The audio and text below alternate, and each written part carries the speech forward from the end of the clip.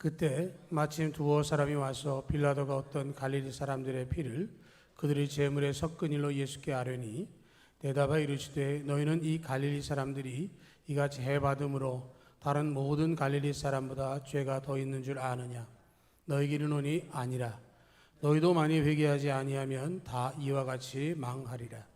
또 실로암에서 망대가 무너져 치어 죽은 18사람이 예루살렘에 간 다른 모든 사람보다 죄가 더 있는 줄 아느냐? 너희에게 이르노니 아니라. 너희도 만일 회개하지 아니하면 다 이와 같이 망하리라. 이에 비유로 말씀하시되 한 사람이 포도원에 무화과 나무를 심은 것이 있더니 와서 그 열매를 구하였으나 얻지 못한지라. 포도원지기에게 이르되 내가 3년을 와서 이 무화과 나무에서 열매를 구하되 얻지 못하니 찍어버리라. 어찌 땅만 버리게 하겠느냐? 대답하여 이르되 주인이여 금년에도 그대로 두소서. 내가 두루 파고 거름을 줄이니 이후에 만일 열매가 열면 좋거니와 그렇지 않으면 찍어버리소서 하였다 하시니라. 아멘. 우리가 신앙생활하면서 많이 반복하는 것이 회개입니다. 회개는 우리가 살아가면서 늘 강조해도 지나치지 않고요. 우리가 신앙생활하면서 우리의 가치, 우리에 대해서 판단할 때 나는 100% 의인으로 인정받고 있고 100% 죄인이었다라고 하는 두 가지의 생각을 가져야 합니다. 100% 의인이다라고 하는 말은 예수님의 십자가 희생으로 인해서 내가 은혜로 말미암아 구원받았고 믿음의 주인이신 예수님을 믿는 믿음 안에서 그 확신을 절대적으로 갖는 것, 100%의 확신을 가질 때에 100%의 의인이다라고 말할 수 있고요. 100%의 죄인이라고 하는 말은 내가 예수님 믿기 전에 어떠한 존재였는가에 대해서 분명하게 알고 있는 것이죠. 내가 예수 믿고 구원받은 백성임에도 불구하고 반복적으로 잘못하고 실수하고 또 죄에 대해서 너무 연약한 모습을 보일 때 나는 아직도 죄인인가 보다라고 하는 생각을 갖는 것은 신앙을 위해서 굉장히 유익한 자세다라고 말할 수 있는 것이죠. 내가 구원받았지만 아직도 부족하기 때문에 회개하고 하나님의 긍휼과 자비를 받는 것, 이것이 내 신앙생활이다라고 말할 수 있다면 우리는 굉장히 좋은 신앙의 태도를 가진 것이다라고 말할 수 있습니다. 오늘 우리가 읽은 본문은 회개하지 않으면 다 망한다라는 말씀과 열매 맺지 못하는 나무는 찍어버려야 된다라는 말씀을 보게 됩니다. 첫 번째 1절부터 5절까지 사건 중에 보면 1절부터 3절의 말씀을 이렇게 봅니다. 그때 마침 두어 사람이 와서 빌라도가 어떤 갈릴리 사람들의 피를 그들의 제물에 섞은 일로 예수께 아뢰니 대답하여 이르시되 너희는 이 갈릴리 사람들이 이같이 해받음으로 다른 모든 갈릴리 사람보다 죄가 더 있는 줄 아느냐? 너희에게 이르노니 아니라. 너희도 만일 회개하지 아니하면 다 이와 같이 망하리라. 13장 1절의 시작은 그때 마침이라고 이야기를 하고 있고요. 그 말씀은 12장 54절 59절의 말씀을 하고 있을 때라고 하는 것이죠. 시대를 분간하지 못하는 사람들에 관한 이야기, 옳고 그름에 대한 판단이 없고 외식하고 빚을 갚지 못해서 그것 때문에도 화해하지 못하는 그런 이야기들, 이런 사람들의 삶에 대해서 예수님께서 하나하나 지적하시는 그때에 두어 사람이 와서 일어난 사건에 관한 질문을 하는 겁니다.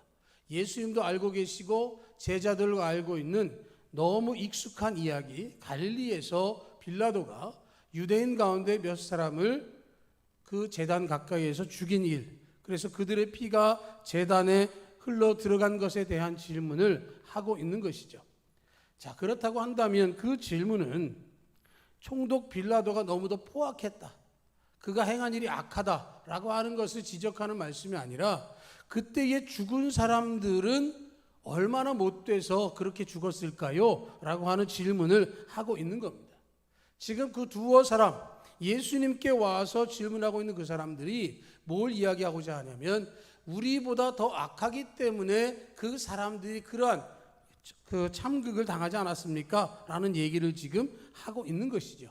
그러니까 예수님께서 그들의 속마음을 아시고 이 갈릴리 사람들이 같이 해받음으로 다른 모든 갈릴리 사람보다 죄가 더 있는 줄 아느냐? 아니다 라는 말씀을 하고 있는 것이죠. 예수님 평상시에 사셨던 말씀으로 생각해 보면 그 말씀은 그들이 분명히 알 수 있는 내용이에요. 그 사건에 대해서 그들이 이해하는 것도 분명히 다른 해석이 될 수 있는 것이죠. 그런데 그 사람들은 과정을 보는 게 아니라 결과만 보는 겁니다. 그 사람들이 죽었다라고 하는 것, 그들이 죽음을 당했는데 자연히 나이가 들어서 뭐 떠났다가 아니라 갈릴리에서 빌라도 때문에 죽었기 때문에 그 사람들은 아마 우리보다 더 죄인일 거야 라는 얘기를 하고 있는 것이죠. 그런데 예수님께서는 아니라고 단호하게 말씀을 하는 거죠. 너희하고 비교해서 그 사람들이 죄가 많아서 그런 게 아니다 라는 말씀을 하고 있는 것이고요. 뒤집어 이야기하면 그 자리에 너희들이 있었다면 아마 너희들이 죽었을 거다라는 얘기를 하고 있는 것이죠. 너희도 만일 회개하지 아니하면 다 이와 같이 망하리라. 죄의 결과는 망하는 것이고 죽음인 것이죠. 그런데 자기 죄를 보고 깨닫고 돌이키는 사람은 복이 있는 사람입니다. 지금 예수님께서 그 말씀을 하시면서 너희에게 이르노니 아니라 너희도 만일 회개하지 아니하면 다 이와 같이 망하리라라고 하는 이 경계의 말씀을 듣는 사람, 그리고 그 말씀을 듣고 돌이켜서 그 문제를 보는 시선을 바르게 갖는 사람은 하나님 나라에 가까운 사람이다 라고 하는 것이죠.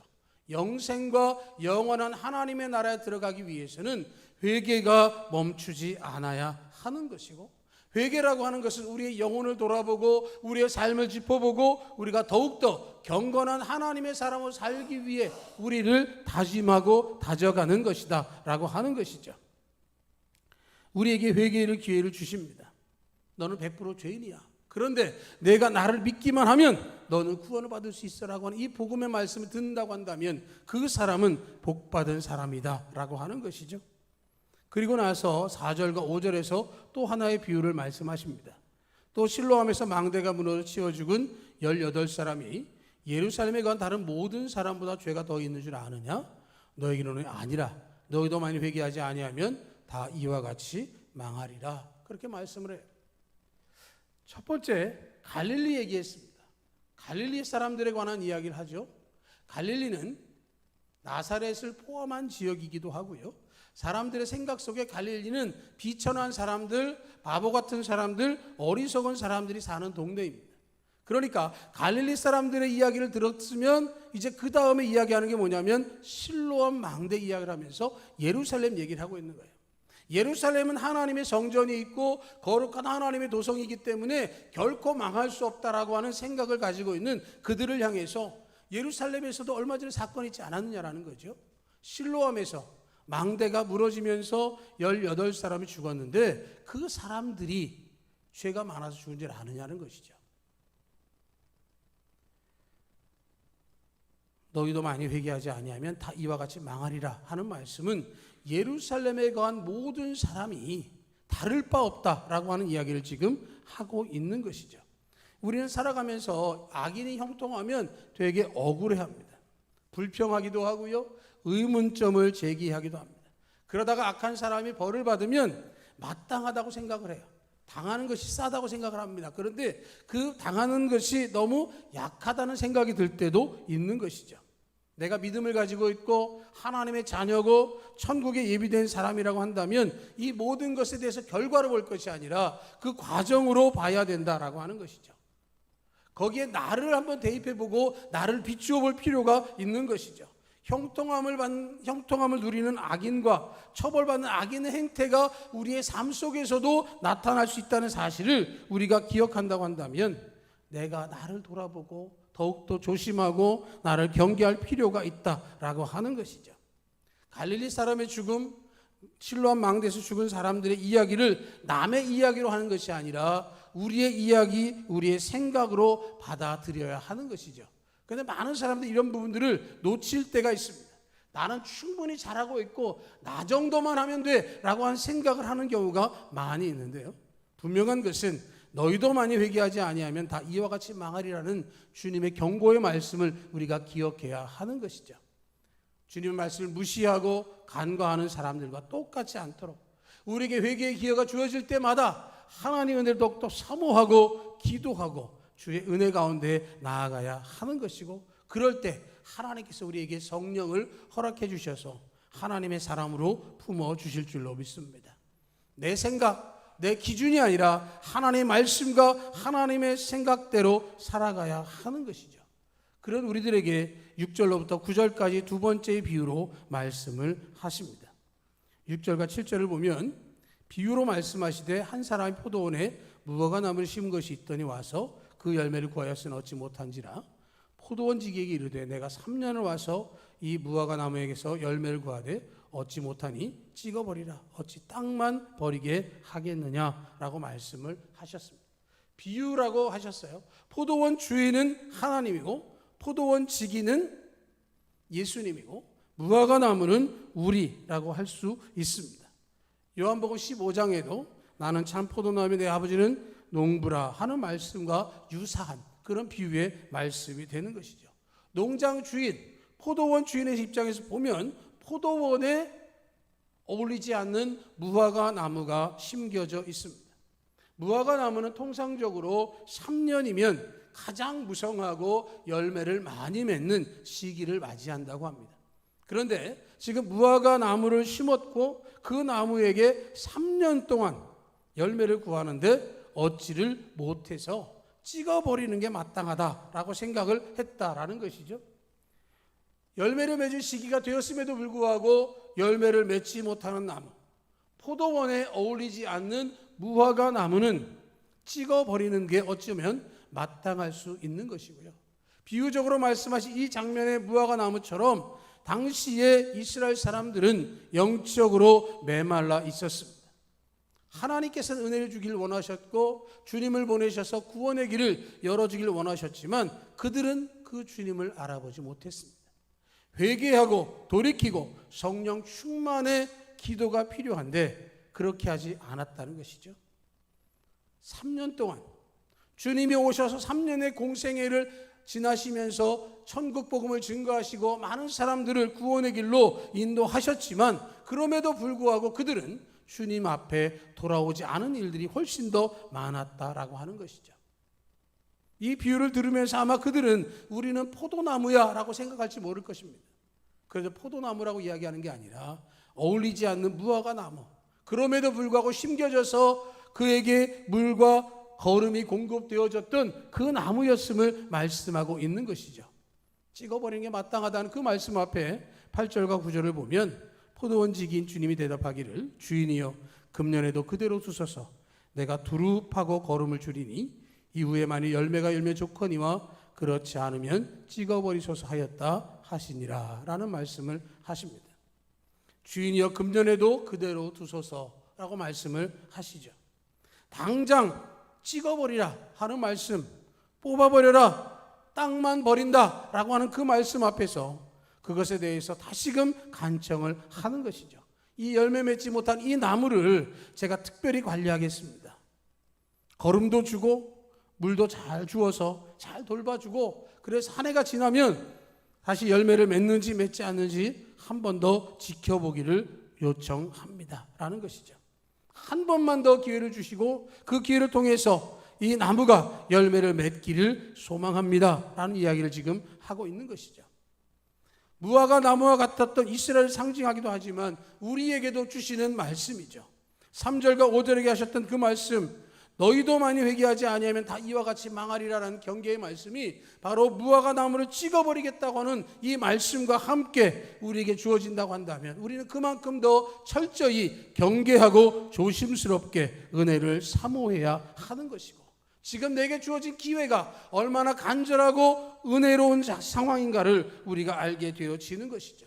예배의 자리에서 하나님 음성을 들을 수 있다는 것은 하나님의 은혜를 누리는 것이고 우리가 위기를 벗어날 수 있는 길을 얻었다라고 하는 것이죠. 당장 찍어버릴 위기의 대상이 바로 나라는 사실을 우리가 고백해야 합니다. 나를 인정하고 나를 인식하고 그럼에도 불구하고 나를 돌보시는 주님의 은혜가 있음을 통해서 믿음의 양분을 충분히 공급받는 우리가 되기를 축복합니다. 두루 파고 거름을 주시겠다라고 말씀하셨습니다. 우리를 돌보시고 우리의 필요를 채우시고 우리에게 은혜를 주시겠다고 말씀하셨습니다. 내 능력과 내 힘이 아니라 나를 돌보실 주님의 은혜와 주님의 능력과 주님의 사랑이 우리 가운데 있어지는 것이죠. 오늘 누가복음 13장 1절로 9절에 있는 이 말씀, 빌라도에게 죽임당한 갈릴리 사람들, 실로암 망대가 무너져 죽은 18명의 사람들, 그리고 열매 맺지 못해서 뿌리채 찍어버리게 될 위기에 놓인 무화과 나무의 비유, 이 모든 것들이 영적인 기근을 살고 있는 우리에게 주시는 주님의 말씀인 것을 들을 수 있기를 축복합니다. 주님은 말씀하실 때마다 귀 있는 자는 성령이 하시는 말씀을 들을지어다 라고 말씀하셨습니다. 우리는 수없는 설교와 수없는 말씀을 반복적으로 듣지만 그 말씀을 들을 기회가 있는 자가 복이 있습니다. 그 말씀을 듣고 순종하는 자가 진정한 복을 누리고, 순종할 때 우리는 열매를 맺을 수 있습니다. 회개하고 믿음의 걸음을 채우고 성령의 열매를 맺는 하나님의 약속된 복을 받아 누리는 우리 모두가 되길 원하고, 주인이여 금년에도 그대로 두소서라고 말씀하신 우리 주님이 우리를 보호하시고 지켜주신 은혜 안에 있음을 감사하고 더욱더 회개하고 경계하며 하나님 앞에서 믿음으로 살아가는 우리 모두 될 수 있기를 주님의 이름으로 축복합니다. 아멘.